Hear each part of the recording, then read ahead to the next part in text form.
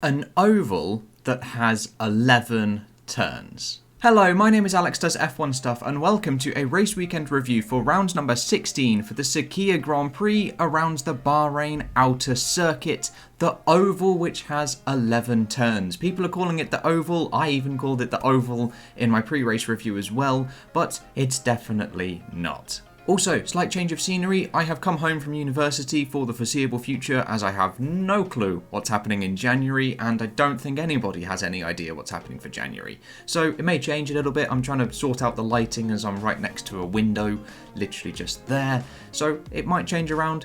I'm not too sure. Also, recording this early on Saturday morning as opposed to Friday after all the practice sessions, mainly because they were a little bit later than normal, and also I was incredibly busy on Friday anyway, just simply coming home and stuff like that. But without further ado, we will jump straight on in to the little contents page, skip to the practice section, the qualifying section, or the race, whichever bit you would like me to talk about in depth, or you can listen to me ramble about the entire race weekend. But without further ado, we will jump on into practice, as it is Saturday morning and we haven't had practice 3 or qualifying just yet, and practice 1 was led by George Russell, his first outing in the Mercedes, and he tops the session. Honestly, you could not have asked for a better start really for George Russell, but he is particularly uncomfortable in the car, wearing boots that are a size smaller than normal, and also he's getting confused on the steering wheel. Straps are also hurting him on his shoulders, so he's not particularly comfortable just yet, and I'd imagine bruising possibly, but it won't be too bad, and I'd imagine he can get used to it quite quickly. But definitely to top the session and to most importantly beat Valtteri Bottas in practice 1, that is a stamp of authority. However, the Red Bulls are next in second and third, and Alex Albon is actually bloody close to Verstappen. Now, everyone is really close in this one because it's only a 55-second lap. There's not a lot of time to lose, so everyone's all really close. But yeah, definitely to see Albon within a tenth of Verstappen comfortably, and them to be ahead of Bottas as well. But again, Bottas wasn't particularly comfortable. He had a lot of inside left locking up as well around the track, especially in the second sector, the sort of twiddly bit at the top. He wasn't particularly comfortable compared to the Red Bulls. They seemed very, very planted through that second sector. But the AlphaTauris did an insane job in 5th and 6th. And again, it is Danny Kvyat that is ahead of Pierre Gasly, something we haven't seen much at all this season and something I'm very happy to see again. And 5th and 6th, that is mega. I was not expecting them to do so well, and to be honest, I wasn't expecting the Honda powered cars to do so well really. I was expecting the Renaults to be up there, I was expecting Racing Point and McLaren to be up there, but they're not. Hopefully this pace for AlphaTauri can translate, as it is practice 1 and lots of stuff can change, lots of other things can happen, other teams could be running higher amounts of fuel, you don't know, but definitely a massive good start to the weekend. Then come the Renaults in 7th and 9th, mixing it with the Ferraris. Now, I was very, very surprised to see the Ferraris inside the top 10. I thought for sure in my pre-race review that they were going to struggle and be outside of the top 10. But again, as I said with the AlphaTauri section, it's only practice 1.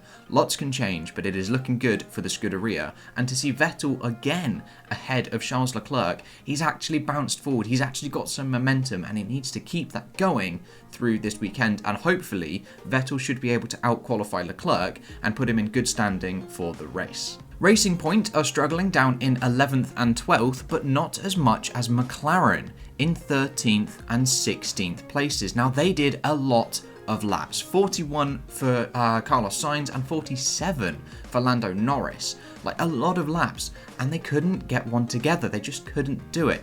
And down in the lower reaches of the top 10, or lower reaches of outside the top 10, that's not where we'd likely to see McLaren. I was expecting to see them much higher up than this, especially with Racing Point as well, but that's the way it goes. Hopefully, again, as I've said a lot in this section before so far, it's only practice 1, lots can change. Then we've got the Alfa Romeos in 14th and 15th, with Magnussen and Latifi ahead of their replacement teammates Fittipaldi and Aitken in the Williams. And with practice 1 all done and dusted, we will jump straight on into practice number 2, and it is once again led by George Russell. 2 from 2.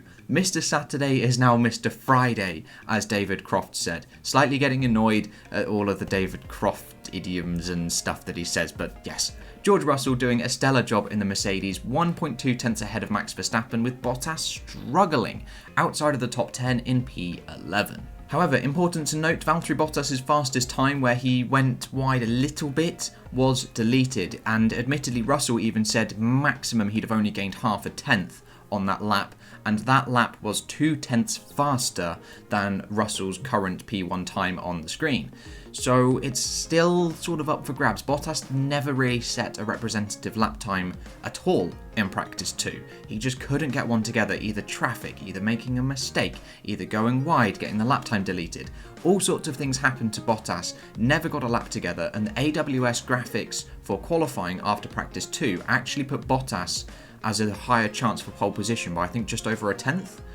We'll have to wait and see. Max Verstappen is once again P2 for Red Bull, with Sergio Perez in the Racing Point P3. Making up for practice 1, a little bit of a fluky session. This is where I expect Racing Point to be.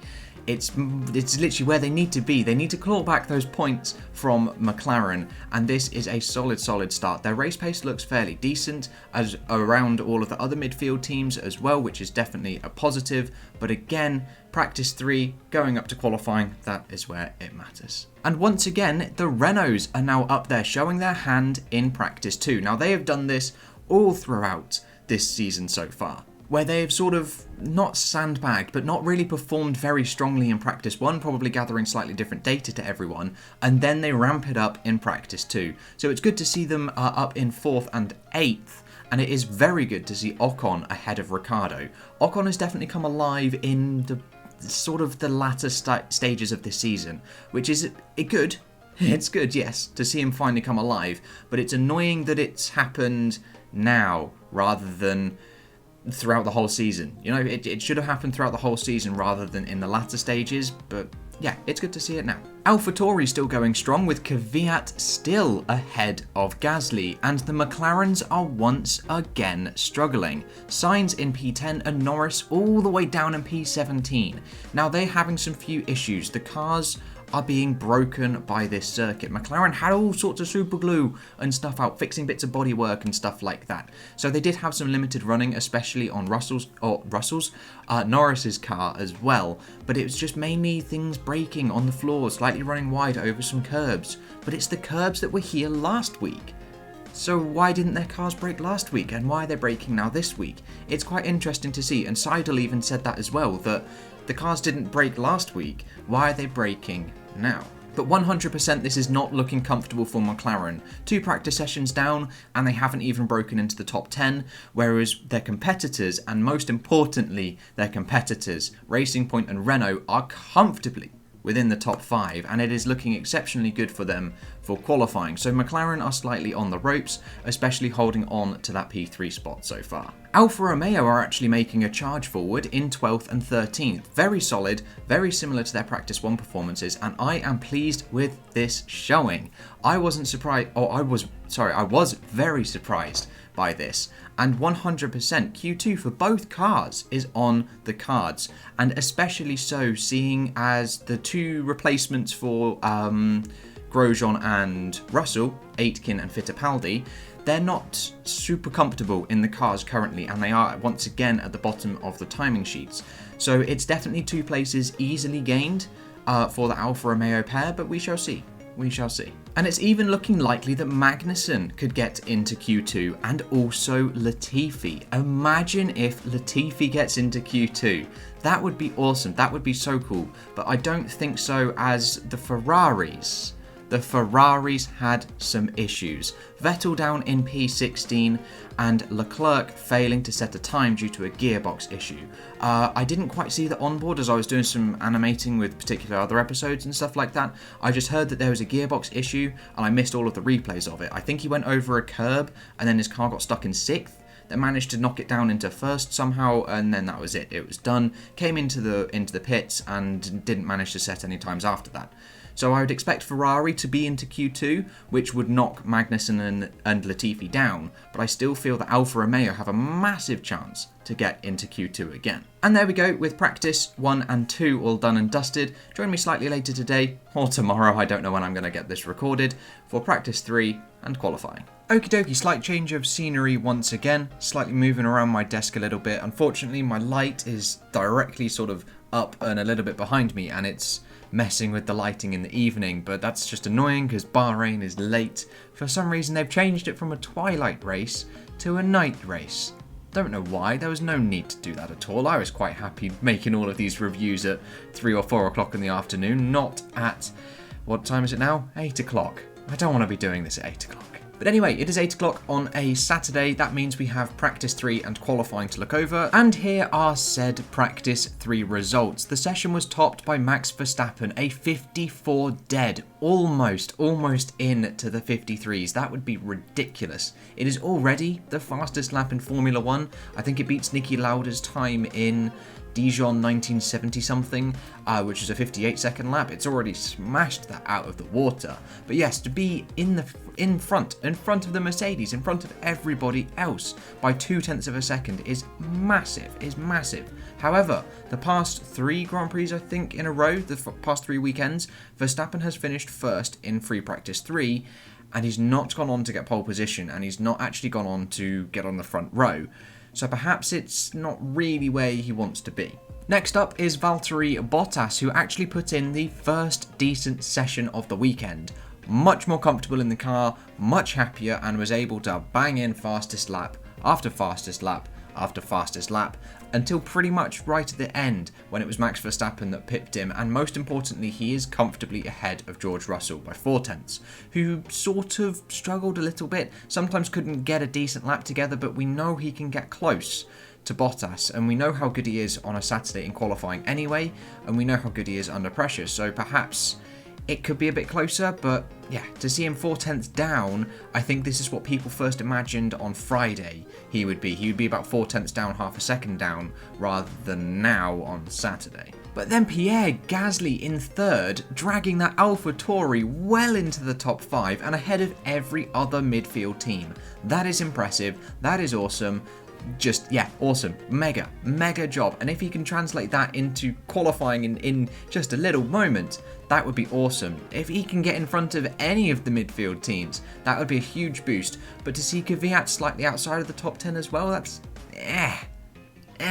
when he's been just in front. And with Gasly this whole weekend so far throughout Friday, it's just a little bit annoying to see him drop off ever so slightly.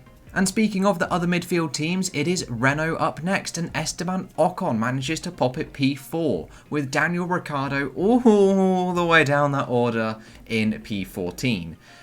Yeah, that's interesting. That's an interesting one. But to see Renault comfortably within the top 5, I am fairly confident for qualifying. Fairly confident. And actually, Ocon might just out-qualify Ricciardo for the second time this year.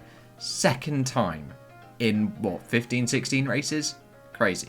And McLaren have sort of fixed their little niggles, and they are 5th and 10th. Norris P5, Sainz P10. Definitely much better from earlier Friday's running as well, which is positive, and they are crucially in front of Racing Point, who are behind them currently in the constructors' standings. So if this can continue, much like everybody else's pace, if it can continue into qualifying, then that is a massive bonus. And looking a bit further down that order, we do have the 2 Racing Points in 8th and 9th, and then Giovinazzi has managed to pop his Alfa Romeo in P11. Now that is awesome. That's on like pure pace. I know this track, everyone's all a bit bunched together, more than they usually are, and you don't have a lot of corners to lose a lot of lap time, so everyone's super close and not really spread out. But to see an Alfa Romeo in P11, that's awesome, and 100% Q2 potential.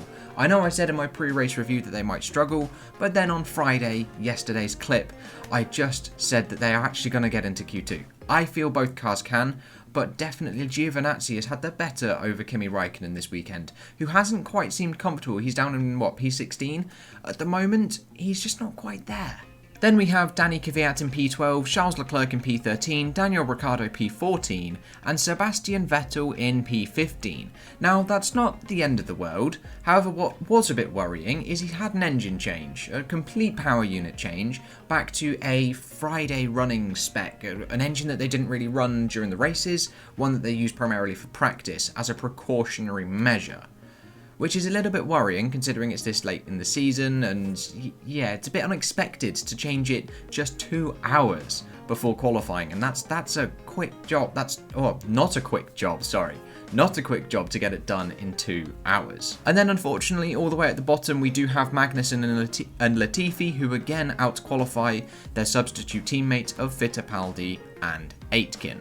And with practice 3 all done and dusted, and therefore all 3 practice sessions previous, we will jump straight on into qualifying for the Sakhir Grand Prix and jump on into Q1, which was topped by Valtteri Bottas from Max Verstappen from George Russell. Norris manages to bang at P4, Gasly P5 in the AlphaTauri, with the 2 Ferraris managing to get into the top 10 as well, comfortably ahead of the 2 Renaults. McLaren's Carlos Sainz down in P12, Giovinazzi has made it through as well into Q2, a mega performance. Stroll is P14, but Albon just by the skin of his teeth made it through to Q1 by just 0.08 of a second. And unfortunately, out is the Haas of Kevin Magnussen and also the 2 Williams of Latifi and Aitken. Now, Aitken was within a tenth of Nicholas Latifi, and at one point was sat P15, and everyone was thinking, is he actually going to get in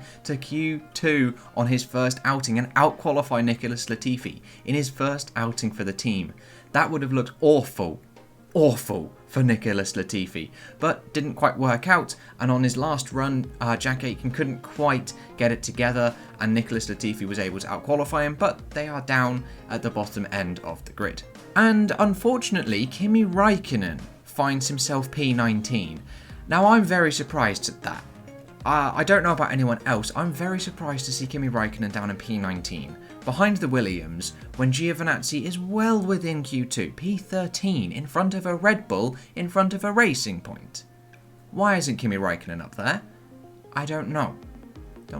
And unfortunately, it is Pietro Fittipaldi who will line up last. I mean, it's not the end of the world because he was going to start last anyway due to taking over engine components and engine changes and things like that. So they do carry over. It's not a driver gets a new clean slate whenever he pops in. They're associated to the car, and whoever is driving gets those penalties. But it would have been nice to see him at least out-qualify somebody and then just get the penalty anyway. But still, to go into your first outing and to be sort of competitive, not too bad.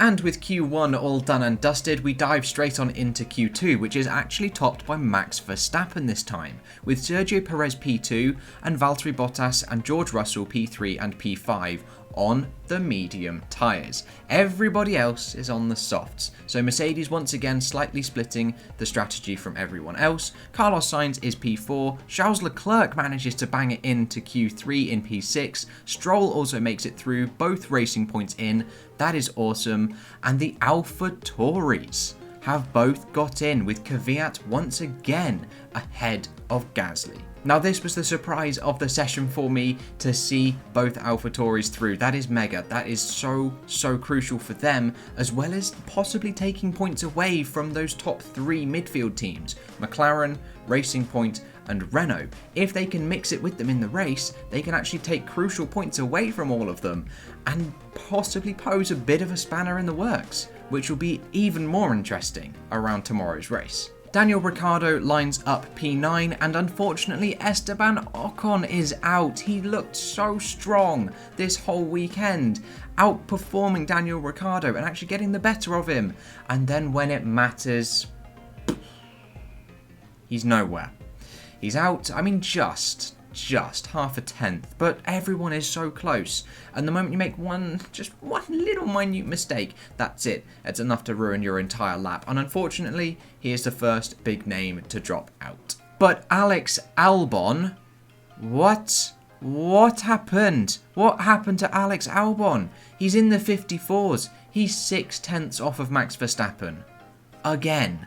This hasn't happened for the last couple of races. He's always been close. Throughout this whole weekend, he's been close, within 0.2, within a tenth sometimes. And now, when it matters to be 0.6 down, when you've got Sergio Perez in P2 currently, putting in a stellar performance, just a 1.5 behind Verstappen, I don't know what happened, and that is a massive, massive problem. And 100% this is going to be an enormous uphill struggle now for Alex Albon to get into the reaches of the points, to mix it with everybody else. It's going to be a struggle. And Sebastian Vettel could only manage P13, but again, I'm not too surprised as he's got a brand new power unit, a new power unit in his car, which is old and used. Yeah, I'm not entirely surprised, but it is a bit frustrating to see Leclerc P6 and again Vettel outperforming him throughout the whole weekend and then just slightly falling off when it matters. Giovinazzi was a mega P14, absolutely just brilliant. Just brilliant, dragging that car that I thought was going to be well out of contention for Q2, and to put it P14, that's good, that's impressive. Giovinazzi is slowly turning my mind about him, slowly. This latter half of the season, the past couple of races have been really positive for Giovinazzi compared to the first half of the season, which was a bit negative. However, Lando Norris is the big name to lose out here. Why? He went out really early. He went out first in Q2 for the final runs in Q2 and had one clean lap and then aborted it after the first sector. Don't know why. Didn't make any mistakes. We were on board and he just backed off. There was no one in front of him. No, he wasn't going to catch anyone up because we still followed him round because cars darted past him on their quick laps and they didn't have any traffic. So I don't know why he aborted that lap, whether the team told him to, I don't know. Then on his second one, he got 3/4 of the way round and then came into the pits. I don't know. I'm very confused. And then he said when he came back into the pits, he got onto the radio just saying we went too early. And I'm very confused. I'm very, very confused as to how he messed that up. I don't know. He had 2 chances. First one, aborted out of nowhere. Second one, came into the pits. I don't get it. And when you've got both racing points in the top 10 comfortably and also a Renault and both Renaults in front of you, when you're the person in third, you're the team in third, you want to be in the top 10. That's going to hurt them a lot for the race tomorrow. But with Q2 all done and dusted, that just leaves the Q3 shootout. And it is Valtteri Bottas who claims pole position just by the slimmest of margins. 0.02 of a second. That is tiny. And for Russell to be even that close, that is impressive. We'll get on to Russell just a little bit later, but Valtteri Bottas needed this. If he didn't get pole position, that would just cast grey clouds all over his head. And people saying he doesn't deserve that seat. Russell deserves it. But yeah, Bottas needed this, preferably by just a touch more, I feel. But yeah, it's good that he got the pole. He just needs to definitely convert it in the race and not get a bad start like he did in the last couple of races and not have some bad luck like he has the past couple of races. But George Russell, what an effort. What a superb effort to be the super substitute for Mercedes and to be uncomfortable in the car, to be wearing boots that are smaller than the ones you've been wearing this whole year, to have seatbelts that are hurting, to have all sorts of problems with the seat, with the steering wheel and everything like that, to be that close to Valtteri Bottas, the person that's been integrated into that team for the past 4, maybe 5 years, I can't remember, and to be familiar with this car, familiar with the way the team run. That's incredible. Incredible effort. He said he was gutted to miss out on pole by such a small margin, and yeah, I feel that, because if you were a 1.5 down, you'd go, yeah, that's fine, that's understandable, I'm new, I don't know the way the team work. But to miss it by that much, it's like, that's a tiny mistake that I've made somewhere. Just somewhere. But 100% it is looking positive for George Russell tomorrow. Podium, yes, easily. The win, it's going to be tough. It's going to be tough, but I think he might be able to do it, you know. He is starting on the dirty side of the track, which is a bit of a problem, but we'll see. Max Verstappen lines up in P3, and that was as close as he could get. That was as close as he could get. Half a tenth down on Valtteri Bottas, and just 0.03 down on George Russell. It would have been awesome if he got onto the front row to challenge Bottas, but at the same time, I'm super happy for George Russell to be on that front row. It's probably the top 3 that I would really like to see the most, but yeah, it's all in all a good day for the Red Bull driver. But Charles Leclerc, what a lap. What a lap for P4 on the grid behind the Ferraris. He did that one run at the start and then he got out of the car and he went, that's it, I'm done, can't do any more than that, that is me finished. His physio just went, you getting back in the car for one more run? And he goes, nope, I'm done, can't go faster than that. And that is honestly, that's awesome. That's probably one of the laps of the year, perhaps, for Charles Leclerc, definitely, and maybe even the laps of the year generally across the whole grid. Stellar performance from the Ferrari man. And then we have Racing Point in P5 and P10. Sergio Perez putting in another awesome performance. It would have been good to see him P4 just behind Max Verstappen, but to have that Ferrari up there, it's going to be interesting to see what they can do against it. But yeah, definitely what Racing Point needed in this race weekend. They're in front of everybody else, they're in front of a couple bits of riffraff, and it's definitely going to be decent. They don't have a McLaren to contend with, they're all the way behind them, so it's looking good. But Danny Kvyat and AlphaTauri, what a qualifying. P6 for the Russian and P9 for Gasly after, I think he had a lap time deleted. Was that in Q3?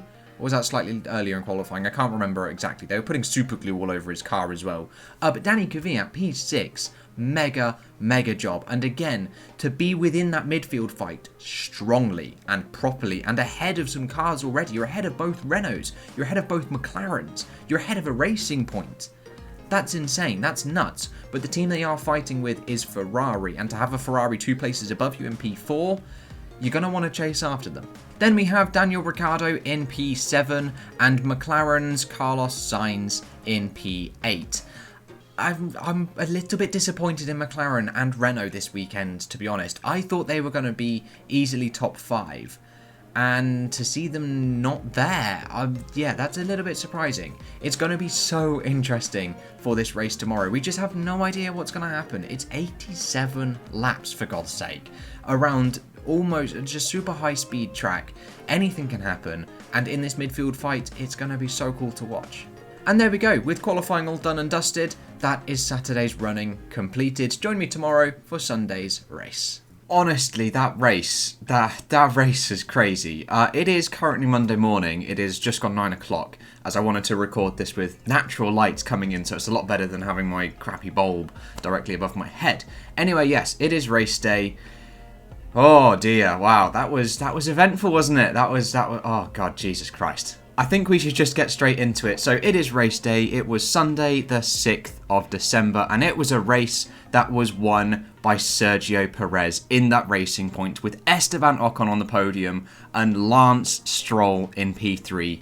A Racing Point 1-3. Sergio Perez looked immense this weekend. Qualified P5, mega qualifying, punted in lap 1 all the way down to last. We'll discuss that incident a little bit later on.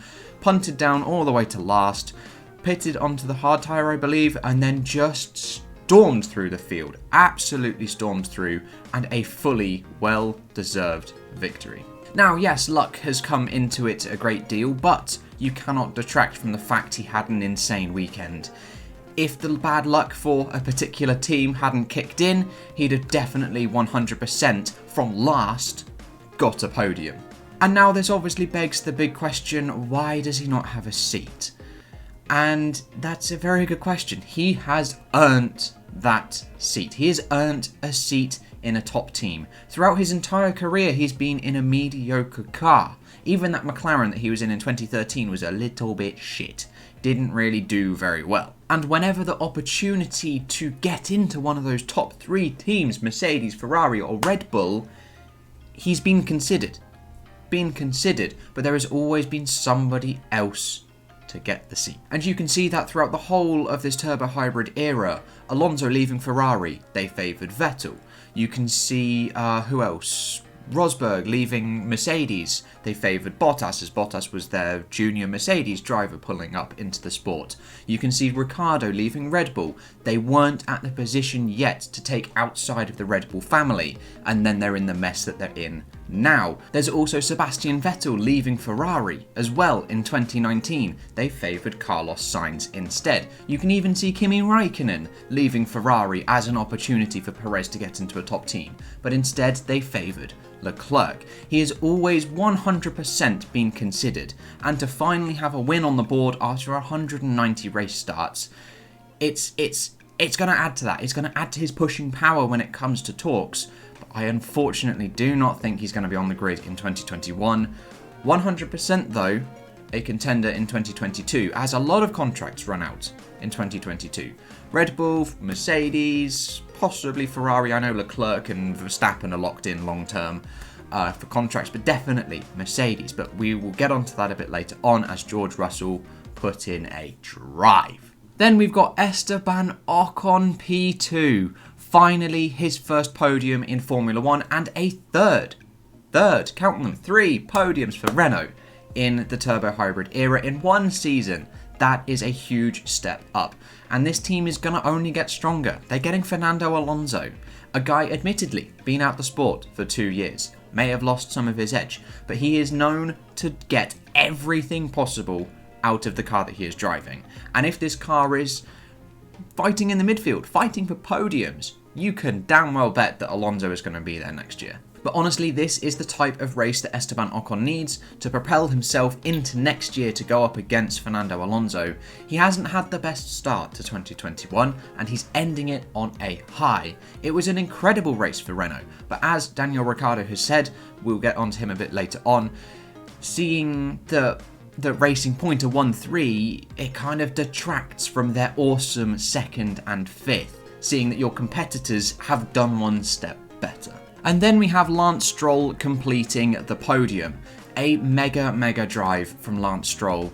A really controlled drive, I would say. Yes, there was a small incident where he locked up and went wide, lost the place to Sergio Perez, but I feel Perez would have got past anyway. Stroll said in his post-race interviews on the Paddock Pass, the Formula 1 upload, that he lost the win. He felt he could have won.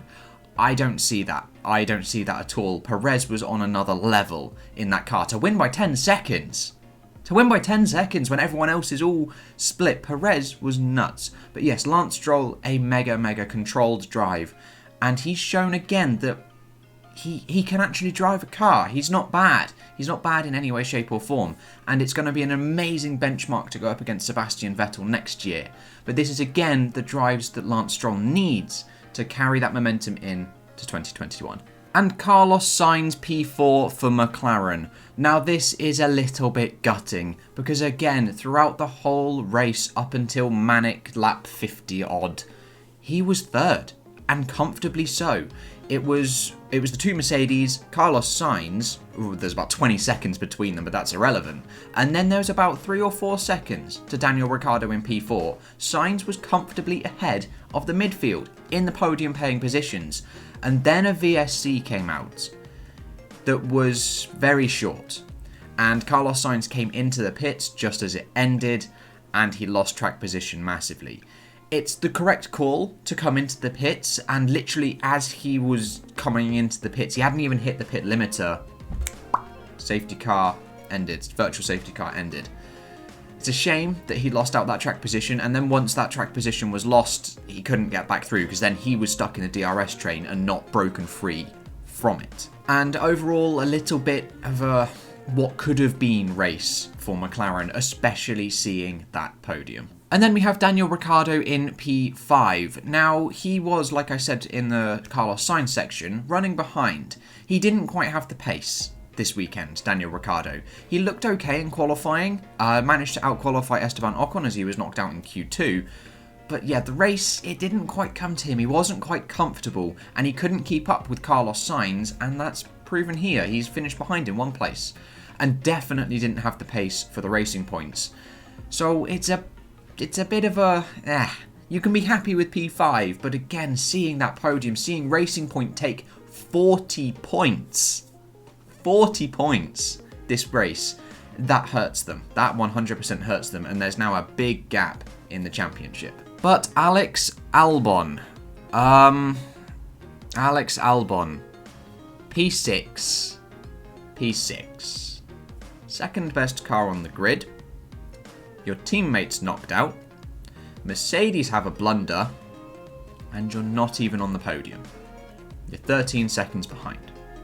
The driver who wins the race from last place is the one threatening to take your seat. For me now, I know I keep changing my opinion because all different race results happen, etc, etc, etc, but to me now, Alex Albon is done. He keeps coming up with excuses that the car is undrivable, the car can't do this, the car can't do that, he can't race with the car. Then don't be in it. It's as simple as that. I don't like the word deserving. I'm similar to Cranky Yankee F1, or now Cranky Yankee Motorsport. Different story. But yeah, the word deserving is a bit rubbish. No one deserves a seat in Formula 1. People earn a seat in Formula 1. And Perez has earned that. Albon hasn't. Albon hasn't earned that drive for Red Bull. It's a shame. It's a massive, massive shame. And as Christian Horner has said for Albon, it's 2021 Red Bull or nothing. Nothing at all. And this was a drive that 100% he needed to be on the podium for, and the fact he's nowhere close to the podium when the three podium contenders, both Mercedes and Max Verstappen, are out. I don't know. And it all stemmed from his qualifying, starting down in P12. It's just, there's too many errors. There's too many errors. Yes, he has amazing racecraft. He can produce some awesome overtakes, some nice dive bombs down into turn 1, some good overtakes around the outside in the middle sector. But it's not enough. It's not enough. Then we have Danny Kvyat in P7. Now this was a solid drive. Yes, AlphaTauri slightly moved backwards as Gasly's outside of the points, and Kvyat himself started P6. But a awesome drive, especially as it doesn't look like Kvyat is going to be on the grid in 2021. Ultimately, he's had his time as well. He's been completely dicked over by the Red Bull driver program. Utterly dicked over. It's a shame, but again, he's had his time. Wasn't quite lucky with the sport. But to get a P7 at the end, solid drive. Okie dokie, here we go. Valtteri Bottas, P8. Now, Mercedes buggered it. It is as simple as that. Mercedes lost this race. The drivers did nothing wrong. However, Bottas, on the ropes, in the first 50 laps before all the mayhem, before Mercedes' mistake, Bottas had another poor start. It wasn't bad, it wasn't awful by any means of the imagination at all, because he was still P2 after the first couple of corners, but it still wasn't perfect. He was starting on the better side of the grid. Russell was starting on the bad side. Got a slightly worse start, and then just fell back to 2 seconds, probably to get outside of the dirty air window. Then couldn't close that gap. Couldn't close it at all. It's a strange one. And then he came into the pits. They both came into the pits for their first and what was presumed to be their only pit stop. And then the gap extended and extended and extended. I don't know. I don't know what was going on with Bottas. And it really looked like George Russell was just going to absolutely dominate the weekend, and Bottas looked like he was struggling. He was slightly closing that gap with all the VSCs, and it was slightly concertinaing the gap between 8 seconds and 5 seconds and all sorts like that. But ultimately, I think this was a poor showing from Valtteri Bottas, and even with the team's cock-up, it's still a poor showing. He still would have been P2, and that's not what you need. That's not what you need when you've got a junior, the young spark, coming into his very first weekend. Size smaller boots than he's used to, seat that he's not comfortable in, a team that this is his first weekend around, and he's wiping the floor with you. That doesn't look good. That doesn't look good. And George bloody Russell, P9. He scores his first points in Formula 1. But what could have been? What could have been and what was taken away? Now, I'm going to say something slightly controversial, possibly, maybe. This drive This drive is what George needed. He needed a painful drive. Yes, it's harsh that the win was taken away from him. Yes, he earned that victory. But I think this is the perfect scenario. This was the perfect scenario for George Russell to put in that application for the Mercedes drive in either 2021, if they can do some contract wiggly wiggles to get Bottas out of that seat and George Russell in whilst the Mercedes is dominant, or for 2022. Now, why do I think that? I think that because he showed in the first 50 laps he can control a gap. He can go faster when he needs to. He can slow down when he needs to. He can control the gap to Bottas. That is what Hamilton can do perfectly. Then, when a mistake outside of his control affects him, he can cut back through the field. So he came into the pits, Mercedes didn't have the tyres ready or had the wrong tyres ready for whatever reason. Radio communications all getting confused, wrong tyres. Came back into the pits again for having to get off the tyres, otherwise it's a penalty issue. They were fined $20,000, something like that. He then comes out P5 with about 20-30 laps to go. He then puts in an enormous effort to get past Valtteri Bottas. Admittedly, Bottas was on 20-lap-old hard tyres that he couldn't fire up at all behind the safety car, which is slightly understandable. But that move around the outside in the middle sector was bonkers. Absolutely crazy, and the move of the race. And then he powered forward from there, and it looked like the win was his. He was closing in on Sergio Perez, lap after lap. That time was coming down and down and down towards 2 seconds. Then it started to come back. It was close to 2 seconds, not quite under, and then it was coming back to 2.1, 2.2, 2.3. And then you heard Bono say, slow rear left puncture. And heartbreak again for Russell. Comes into the pits, puts on some soft tyres, and he is well outside of the points. And it looks like he's not going to score points in a Mercedes. The driver that hasn't scored points at all in his career was not going to score points in a Mercedes. The win was taken away from him. A podium was taken away from him. And he's outside of the points. He then puts on a nice shiny set of soft boots and he drives forwards. Admittedly, he's on soft tyres, light car, light fuel, but he still has to overtake everybody. And outside of the points in P15 or P14, he gets back through to P9 in just 10 or so laps, showing that he can, under pressure, under emotion, he can deliver a performance. And that is something that Valtteri Bottas has never done. People always say that Mercedes cannot do well in traffic. George Russell has proved that wrong.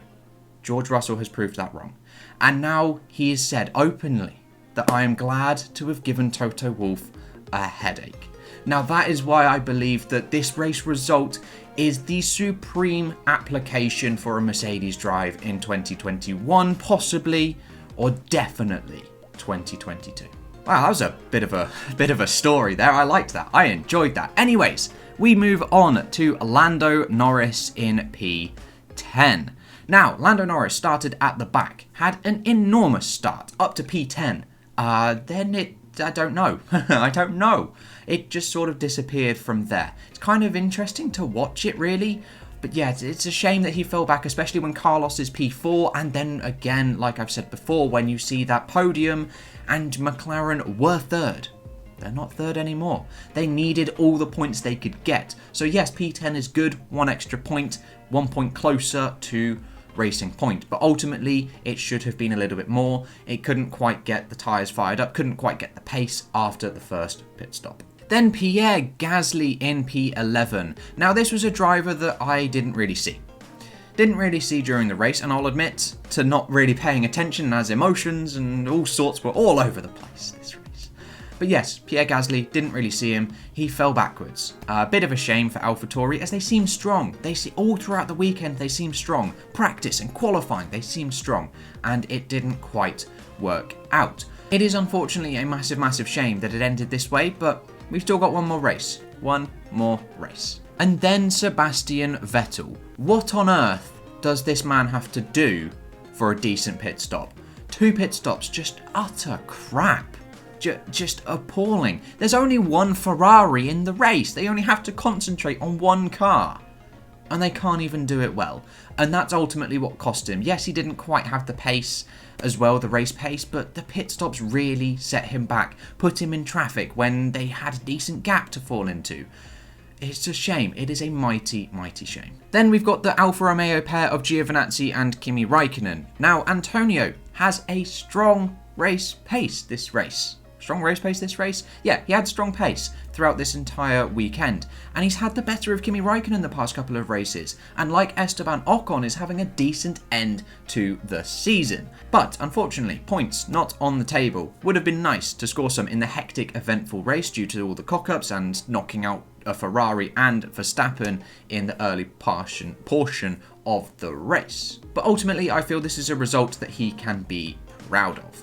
And then we've got Kimi Raikkonen in P14 just behind. Now, he was involved in a first lap incident outside of the notable first lap incident. He spun. I'm not entirely sure what happened as I haven't seen any replays of it at all as we focused on the other first lap incident.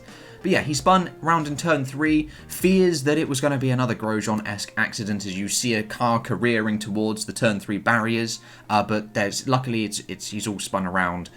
That kind of buggered him up, flat spotted all his tyres, had to come into the pits again, put him all the way at the back, and then he's had to make up all of that time. Bit of a shame, and again, he hasn't had the race pace the last few races, so I don't know what's going to happen with Raikkonen. Then Kevin Magnussen in P15. Now, I didn't see Magnussen one bit, I have no comment, and I have no idea what to say about Kevin Magnussen. So, we will move on in to Jack Aitken, if I want my picture to load. Now, Jack Aitken was flawless, right up until lap 50 odd. I don't know exactly when this happened. When he spun, as in the picture here. He spun and lost his front wing, and that is what caused the safety car calamities with Mercedes. Ultimately, it's a bit of a twist of fate. The car that Russell leaves is the car that causes him to fail. It's a bit of a twist of fate, that one. But yes, Jack Aitken was solid. I fully respect his drive. A powered rookie drive. Just one mistake. One mistake that ultimately didn't cost him too badly. He still finished ahead of Fittipaldi. Not bad. And speaking of Pietro Fittipaldi, he is next up and 17th and last of the race finishes. Now, he had solid race pace, never done a full race distance, and he's hopped into an 87 lap race. Crazy, crazy stuff. And yeah, in a car that's not particularly competitive, but he managed to extract decent performance. And he was just happy that he managed to finish the race. That was his main goal. And it is confirmed that he'll be racing in Abu Dhabi as Grosjean has flown home to Switzerland. So hopefully we can see a slightly better performance and slightly more competitive performance, especially in qualifying and in the race.